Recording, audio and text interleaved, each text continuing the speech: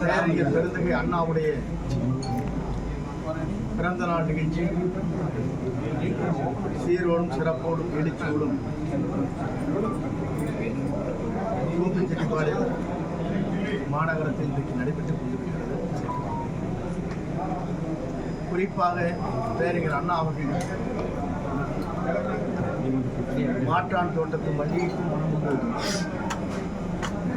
மரபும் மன்னிப்போ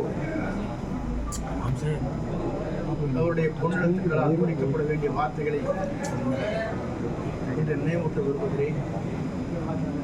பேரறிஞர் அண்ணாவுடைய புனித பெயரால் அனைத்து இந்திய அண்ணா திராவிட முன்னேற்ற கழகத்தை இதயம் புரட்சித் தலைவர்கள் உருவாக்கினார்கள். இதயம் புரட்சித் தலைவர் அம்மா அவர்கள் அதை கட்டி காத்து வளர்த்தார்கள். என்னை பொறுத்தவரையிலும் புரட்சித் தலைவருடைய கனவு, புரட்சித் தலைவர் அம்மாவுடைய கனவை மீண்டும் 100 ஆண்டு காலம் ஆட்சி கட்டளை அமர வேண்டும் என்ற நோக்கத்தோடு தான் அன்றைக்கு நான் மனம் திறந்து பேசினேன். இந்த கருத்தை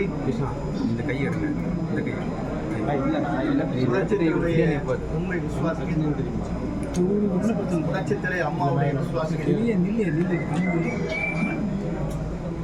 என்று அதற்கான பெரும் வரவேற்பு கிடைத்திருக்கிறது. நோக்கம் இயக்கம் ஒன்று பெற வேண்டும். புரட்சித்தினுடைய அவர்கள் அம்மாவுடைய ஆட்சி மனதோடுதான் இந்த கருத்துக்களை 5ஆம் தேதி என்று பிரதிபலித்தேன். இதை பொறுத்தவரையிலும் தொண்டர்கள் பொதுமக்களுடைய கருத்துக்களை மனதிலே கொண்டு புரிய வேண்டியவர்கள் புரிந்து கொள்ள வேண்டும் என்ற வேண்டுகோளை நான் வைக்க கடமைப்பட்டிருக்கிறேன். நம் இயக்கம் வலிமை பெறுவதற்கு, நம் இயக்கம் 2024 வெற்றி பெறுவதற்கு எல்லோரும் உறுதுணையாக இந்த பணிகளை மேற்கொள்ள வேண்டும் என்று வேண்டுகோளை வைத்து விடைபெறுகிறேன். நன்றி.